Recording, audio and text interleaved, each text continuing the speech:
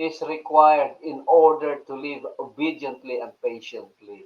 Paano ba yan? Mga kapatid, unang-una, ang requirement sa paghihintay, faith in God.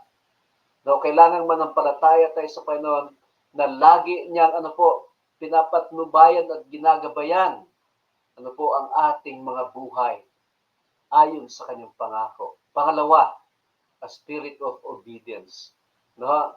To follow the Spirit's guidance. Lagi po nating hilingin na kung ano ang kalooban ng Panginoon, kung ano po ang sinasabi ng banal na Espiritu, kailangan po nating sundin at maghantay tayo.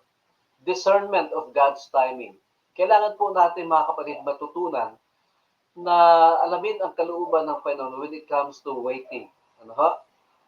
And then, love for God. Alam niyo po, mga kapatid, kung walang pagmamahal at pag-ibig sa Panginoon, nagiging impatient tayo. Hindi tayo naghihintay. Tama po ba? No? Obedience to the Lord is proof of our love for Him because our hearts are bent toward Him. Pagka hindi po pala tayo naghihintay, mga kapatid, kahit sabihin man natin, I love Jesus, I love Jesus, I love Jesus, pero hindi tayo naghihintay sa Panginoon. We do not wait for God's guidance and His will.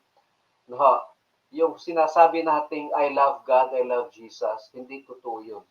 Kasi ang tunay daw po na pagpapahid ng pag-ibig ng Panginoon ay ang pagiging pasensyosa at pasensyoso, mga kapatid. No? Waiting upon the Lord. No? So, kaya pag nagiging impatient po tayo, hindi natin talaga tunay na mahal ang Panginoon. And mga kapatid, ang isa pang requirement sa paghihintay sa Panginoon is yung courage. Sometimes, it takes courage to obey God and patiently wait for Him to direct our path. Mga kapatid, I've been waiting for the Lord.